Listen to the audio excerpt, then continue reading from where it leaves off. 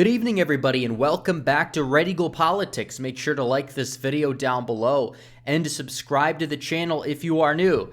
So, no more dooming. I don't want to hear any dooming between now and November because we just got some new intel, and all the intel we have out of Virginia looks very good. Now, I didn't expect the Republicans to really have any chance at winning this election, probably up until later in the summer, but even then I was saying that Democrats probably are going to hold on, and probably they still are going to be favored at the end of the day. But this is probably the first time that I can say with confidence that Glenn Youngkin has a 50-50 chance, maybe if not a little bit better at this point, if this trend and trajectory continues to win in the state of Virginia, a state where Donald Trump lost significantly because compared to past Republicans before him, he lost a lot of ground in Nova. Nova has changed a lot since the 1990s, even since 2004. He fell short by a little bit over 10 percentage points. However, Republicans do have a high floor in the state, at least at the moment, to the point where this election, given the right circumstances, they technically could win it. And they have a large rural base in the state that can somewhat offset it if they're able to get good margins in the metro areas, and Donald Trump really didn't deliver that. Could this man right here, Glenn Youngkin, do that? He's a pretty solid candidate. Is he perfect? No, but he's a pretty good fit for Virginia, and he's focusing on the issues that matter, like educational reform. He opposes things like mandates and sanctuary cities, etc., to the point where I think he would be a solid governor, and he opposes Second Amendment restrictions enough to the point where he is very different and much better than Terry McAuliffe, and it seems like he may even end up taking the House of Delegates with him if he actually wins, because there's a few seats there that are going to be contested. Republicans are only short a few seats there if they can win those back. And now his internal polls, which again, we'll talk about why you have to take them with a grain of salt, but they show the Republicans in Virginia, they are poised to sweep. They're going to take the governorship back and likely the House of Delegates as well. This poll in particular has him up by 3 percentage points, and there's down ballot Republicans that are doing well on the ticket as well. And it's interesting because the same poll, and we know it's a Republican poll, but the same poll had Youngkin down in May to McAuliffe by 11 points. And McAuliffe is awful at campaigning, and I knew that this was going to be a race that was going to be decided within 5 points, and I would be very surprised if McAuliffe ends up winning by really any more than that. I think it's going to be very close either way. But the fact that this poll shows this massive change in the popular vote in and of itself is interesting. Now, they say usually to add 5 points to the opposing side to an internal poll. That's the generic rule. So even in this poll, using that rule, it's still neck and neck.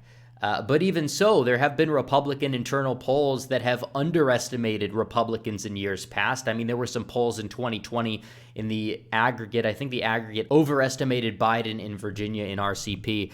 And it also overestimated Ed Gillespie in 2017. But it typically tends to favor, in terms of the polling error, tends to end up underestimating the party that has the energy factor. So 2013, it underestimated Republicans. 2009, underestimated Republicans in Virginia. 2017, underestimated Democrats. Now the energy factor is back on the Republican side, and McAuliffe can, one poll, in all these polls, only one of them has him at 50, and it has him at 50. He's not above 50, and that poll has the largest margin of error of all of these. All of these polls have Youngkin within the margin of error, and they all show a extremely close election right here, which really begs the question, can Youngkin win? And the answer is yes.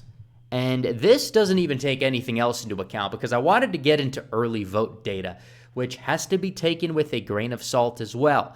But all of these things add up, and you see what's happening with the polling. You see what's happening with McAuliffe. He's desperate. He's calling out Obama. He's calling out Stacey Abrams.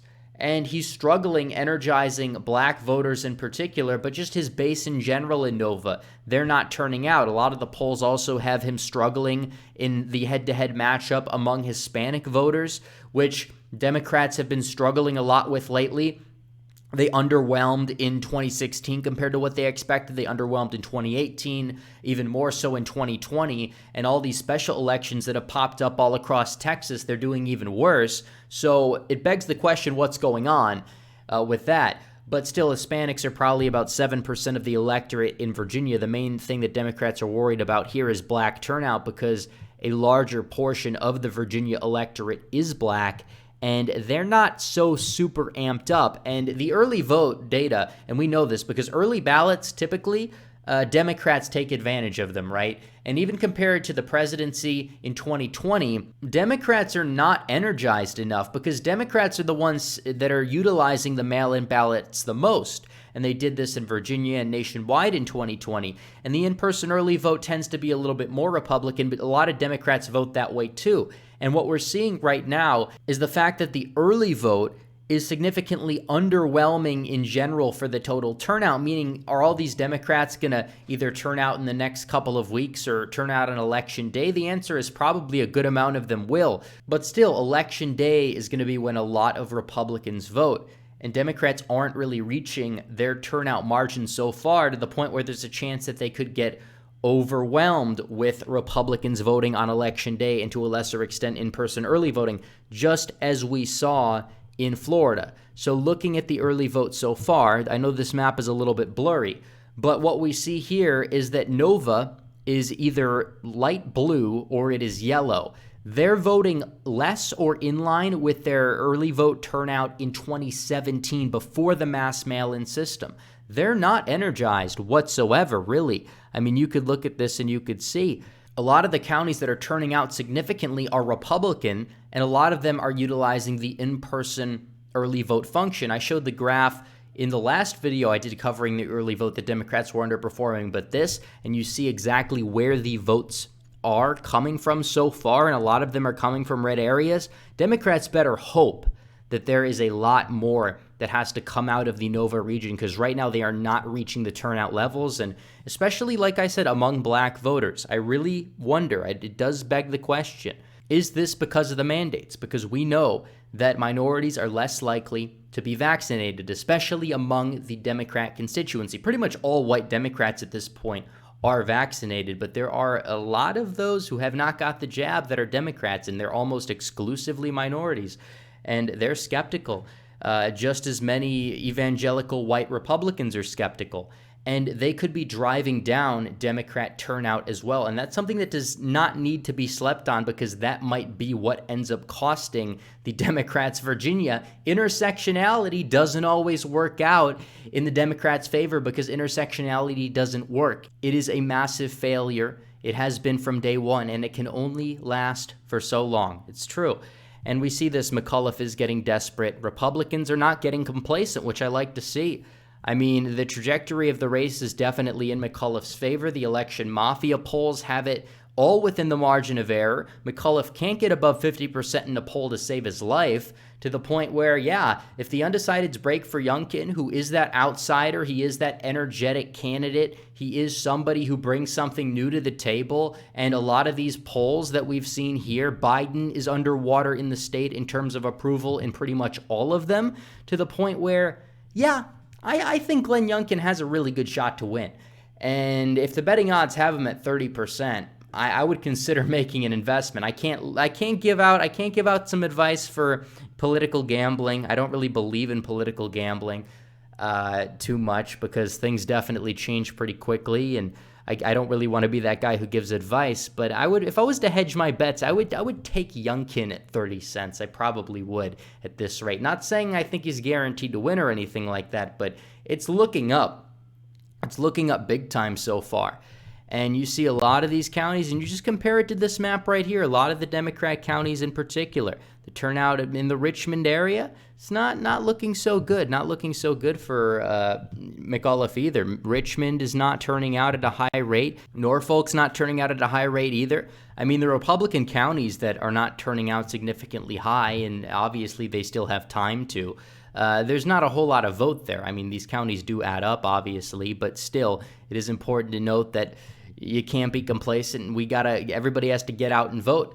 Especially do it if you're a Republican. I encourage people to get out and vote. There's in-person early voting. If you want to wait until Election Day, you could do that as well. Democrats, on the other hand, if they want to win, they better be mobilizing, and they are, and it's still not working, but we'll see within the next couple of weeks because it's Virginia, and they still have time to get their act together. But if the election day was tomorrow, then, yeah, Youngkin would win easily. But they still have a few weeks, and Youngkin still very may well win. But we have a lot of time between now and then, so don't get complacent. But it's interesting to see this, and I'll keep you posted. We'll do a video probably once a week on Virginia leading up to the election, but good job for Youngkin so far. Great campaign he's running. Either way, it's going to be a moral victory, in my opinion, even if it's within 1 or 2. But also, it's funny if the Republican ends up winning, it's probably going to be by like 1 or 2 points at most. And there's that Princess Blanding, who's not running as a libertarian, but this party called Liberation, the Liberation Party, which is super far left, to the left of the Green Party, even to the left of like Bernie Sanders. And she could end up spoiling this for McAuliffe, which is pretty funny. And it would be perfect revenge, a perfect scripted ending to the 2013 election where McAuliffe ended up winning because the Lolbertarian Party screwed over Ken Cuccinelli. So it's interesting to watch. I'll keep you posted. But as always, guys, thanks for watching. Please like this video down below, comment down below, and subscribe to the channel. Hit the bell for notifications so you never miss another video. Follow me on social media. The links are all in the description below. As always, guys, thanks for watching. Red Eagle, out.